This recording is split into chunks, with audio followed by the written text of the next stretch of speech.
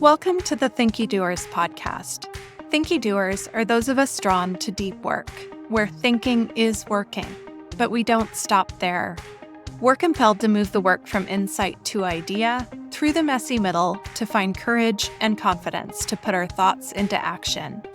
I'm Sara Lobkovich, and I'm a Thinkydoer.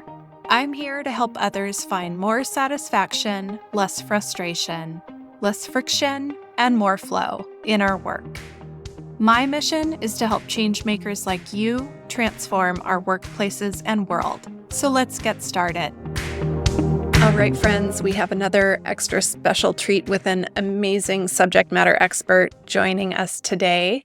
Before we get into the episode with Dr. Adkins, if you're listening to this when it's coming out in October of 2024, then I would love to invite you to join me for my Goal Fridays series that's happening between now and November 15th live on LinkedIn and YouTube. And if you're listening to this later, you can catch the replays.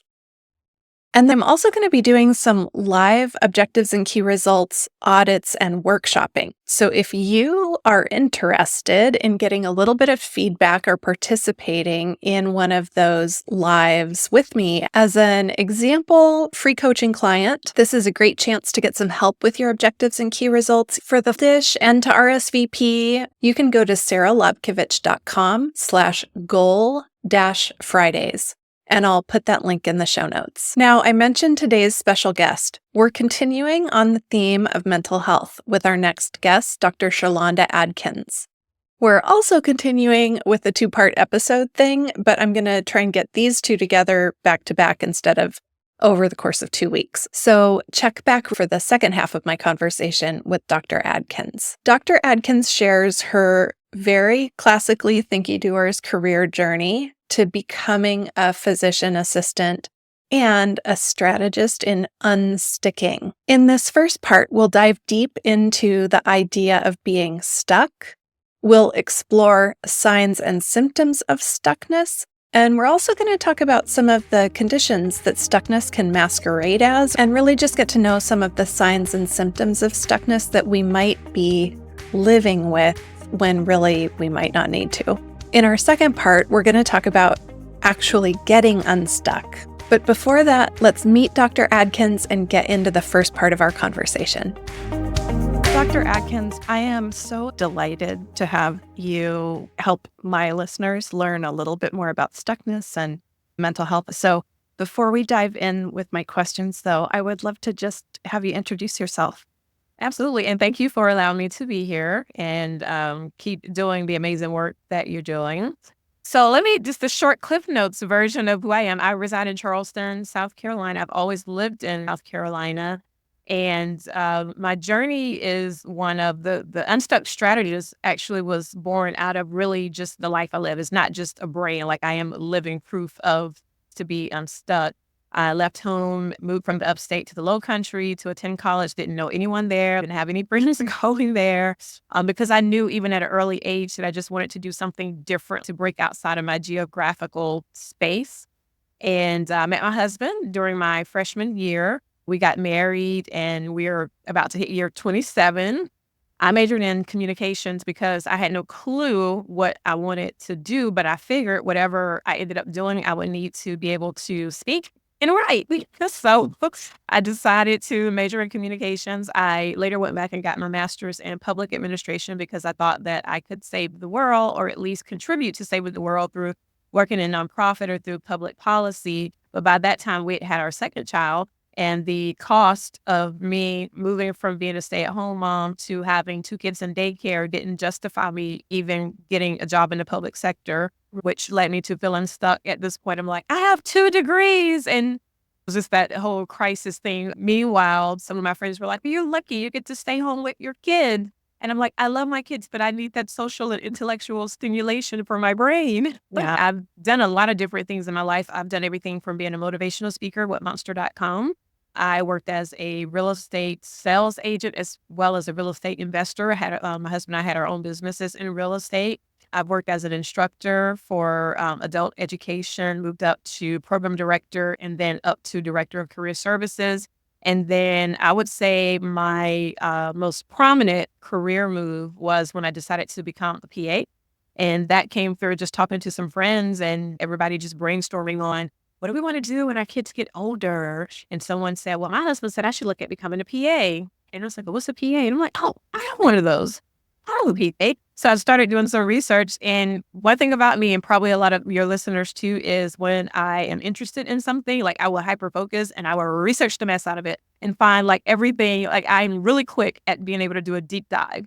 And so I did a deep dive on becoming a PA, the daily life of a PA, and what resonated with me about the PA profession as opposed to being a nurse practitioner or even going to medical school is that we could make lateral changes without having to stop and go back to school. So if you're an MD, you specialize in orthopedics. But if you decide you want to work in pediatrics, guess what? You have to go back and do a residency. But as a PA, you're trained as a generalist, meaning that we're trained for behavioral health. We're trained for women's health, nephrology, pulmonology, like all the systems of medicine. And that appealed to me and my brain because I had a feeling that after working in a particular specialty for a few years, I might want to switch and I wanted to have a career that would accommodate that, which I knew about myself. So I became a PA. And while I was in PA school, I wrote down some specific goals. One of them was that I went to work part-time hours with full-time pay. Yes, I did go there. And I also said that I didn't want to work nights or weekends. And I wanted to be close to home so that I could be available for my kids, because by that time we had 3 kids. So I wrote these things down and also said that when I got a little more experience under my belt, I wanted to be able to travel because I had heard one of my friends whose husband was a doctor, that they would do these things called locum tenens, where they could go and work in different locations. Fast forward, I graduated from PA school 10 years ago. And I was blessed with the opportunity to have 2 part-time jobs, one in internal medicine and one in psychiatry. Neither one I found on Indeed or a ZipRecruiter or anything, but it was through just talking and being in the right spaces and knowing people. Wow. And I ended up decreasing my hours in internal medicine as my psychiatric patient load began to increase. And I also liked the pace of that a little bit better. I did miss with internal medicine the holistic view of medicine because psych is more specialized. And as a psychiatric PA, I'm a bit of a unicorn because less than 2% of PAs in the U.S. work in psychiatry. In 2019, because I love to travel, I was out of the country. I went on 5 international trips, plus went to Hawaii because our daughter was there doing one of her rotations. She's a pharmacist.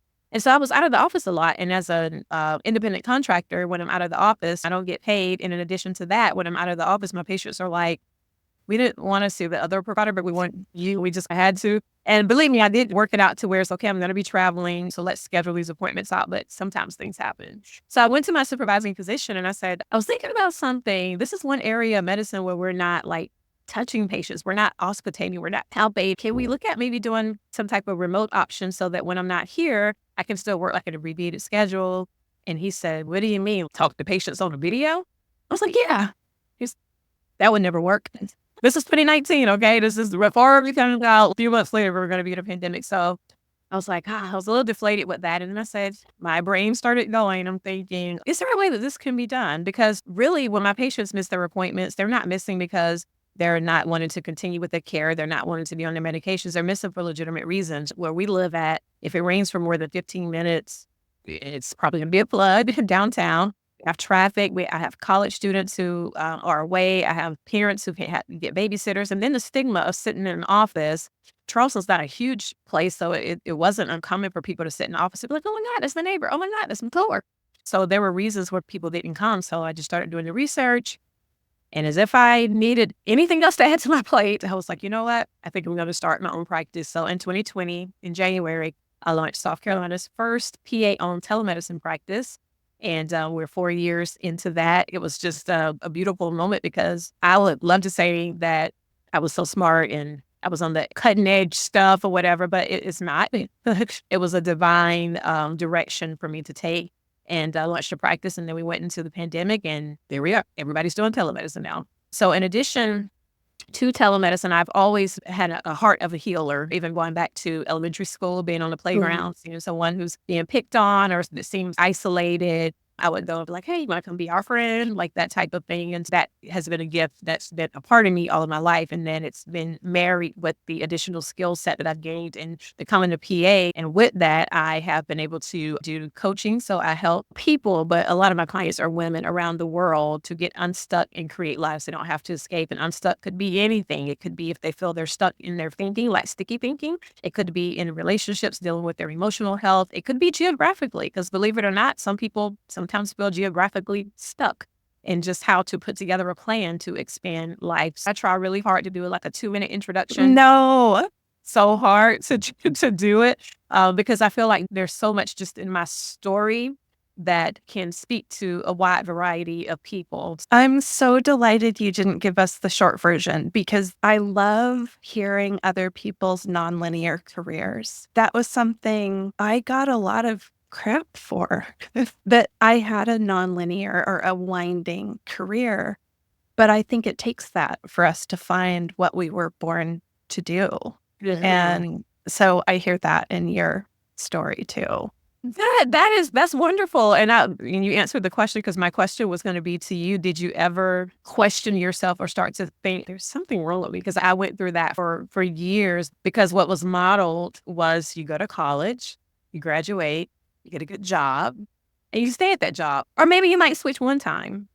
But for me, it was like, I'm trying this. This fits for now, but it doesn't fit. And so it was always like that constant pursuit and match. And sometimes it's there for a while, and then sometimes it shifts. I was really beginning to think, is like, legitimately, is there something wrong with my brain? Is there something inherently wrong with me, that I started telling myself this narrative of, you don't stick with things. You're okay. Don't get too excited now about it, because you're probably not going to stick with it. And it took a lot of work, like a lot of inner work, and listening to the voices I could trust, like those who really know me and love me, in therapy as well, to say, oh no, honey, this is my superpower. This business exists because I was out for a dog walk one day and listening in on a work call, and my brain said, instead of saying, what's wrong with me? My brain said, what's wrong with this environment that I am feeling this way? And I was like, wait, what?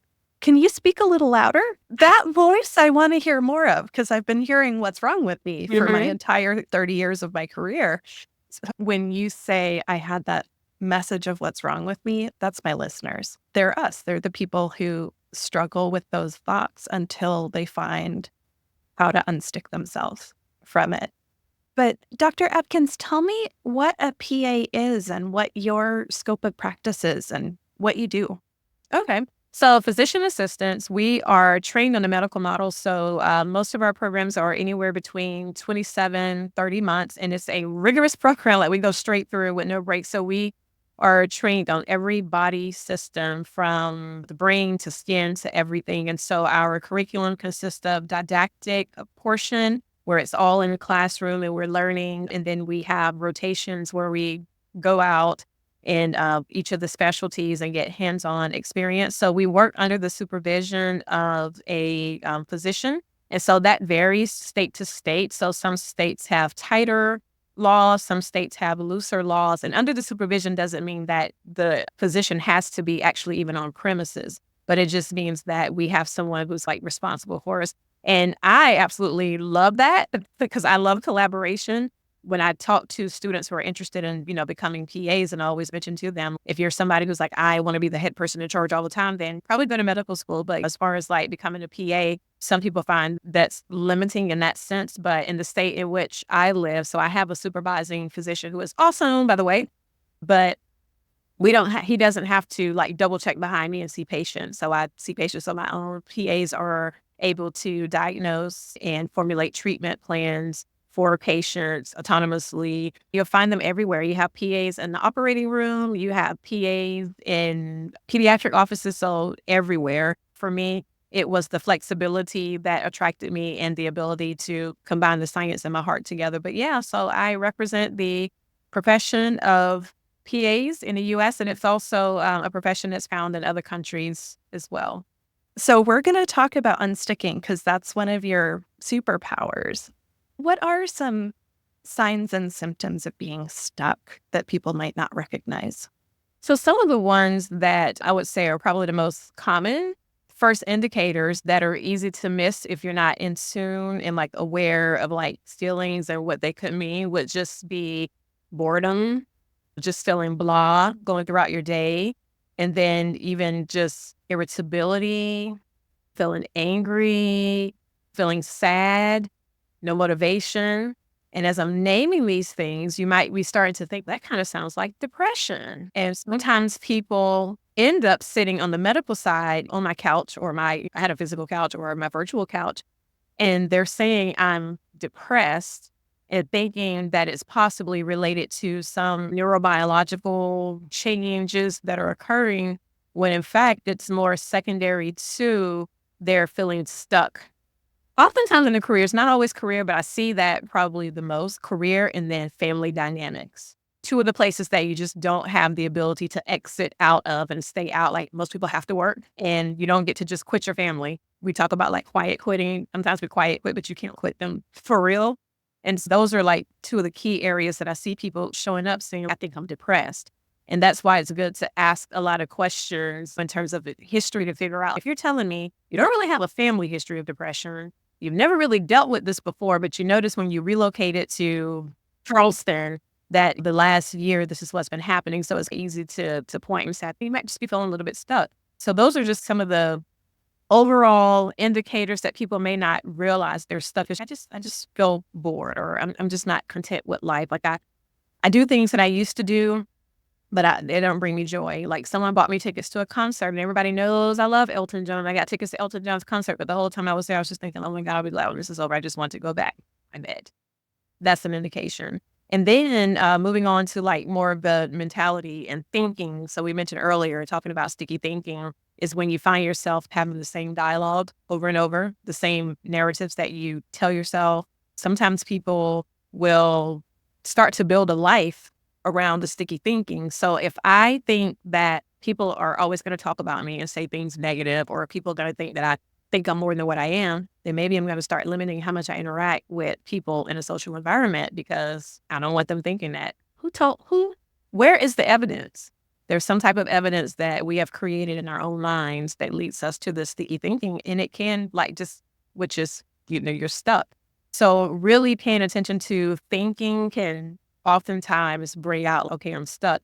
Then we haven't mentioned the physical body. Sometimes feeling stuck, some of those physical symptoms, we have issues with sleep. Sometimes not being able to sleep or difficulty falling asleep because your mind is still replaying things, projecting into the future, or it's okay, you can go to sleep, it's fine, but then you wake up in the middle of the night and you're thinking and your brain's going. On the other end, sometimes people will oversleep. And not necessarily because they're tired, but you could get 12, 14 hours of sleep and still just feel tired. Increase in substance use. So not even just, sometimes people think more like illegal drugs, but caffeine, anything that alters your brain chemistry is considered a drug for my purposes. And alcohol, finding that you're needing more alcohol to wind down at night or you're needing coffee to boost you. Those are some of the physical symptoms. And then really just checking in with your body. I like to give this example. If you are driving down the road and all of a sudden you look in your rear view and police lights coming up behind you and they're flashing, most will have some type of physiological response. I don't think I've really met anybody who's like, oh, I'm just chill. Usually something will happen, like heart rate increases, you might start sweating, breathing gets shallow and more rapid. So with sticky thinking and being stuck, sometimes people experience those physical symptoms as well. If it's the case, so the three categories that I just mentioned, emotions, and then you have the mental thinking, and then you have the physical. If all three of those are combined, you're in a pretty tough place. And I would say if anyone listening to this, say, I think I'm experienced like a little bit of all of those, I would definitely encourage you to seek some professional help with that because it means that you are struggling. We're all going to go through tough times, but there's a difference between going through tough and painful times and then suffering, because suffering is like you have an opportunity. There's some relief for it to help you while you go through the difficulties. But for the most part, I think we ebb and flow a little bit. I don't necessarily think that being stuck is always a bad thing. Because sometimes being stuck, at least in my life, and I've seen it in the lives of my patients and my clients and my friends and family, is that it's kind of like it's jolting once you realize that you're stuck and you're like, oh, because you recognize that there's a misalignment between your compass and your soul, that, where you're supposed to be going and where you are, the external environment. Those are just briefly some of the signs and symptoms of what it looks like being stuck. And because we aren't that good at looking at ourselves sometimes, we don't even know that we're stuck until we have someone point it out to us. Sometimes it's the people who are closest to us who can recognize and say, I noticed that your garden looks bad out there. You used to take pride in that. You posted pictures on social media of your garden, and your garden is not gardening anymore. There's two postures you can take with that. If you're open to receiving like constructive criticism, you can go, oh, gosh, I didn't notice. Thanks for telling me. But sometimes if we already have that awareness, we're already self-conscious about it, and somebody points it out, it can lead to feeling like a little defensive, and then you want to protect it even more. But yeah, so having at least one or two people who can tell you things in love and not out of judgment or to make you feel bad, but to point things out, can be extremely valuable in helping you identify your stuckness and the areas in which you feel stuck, because you can be stuck in multiple areas of life. All right. Thank you so much for joining us on this episode of the Thinkydoers podcast.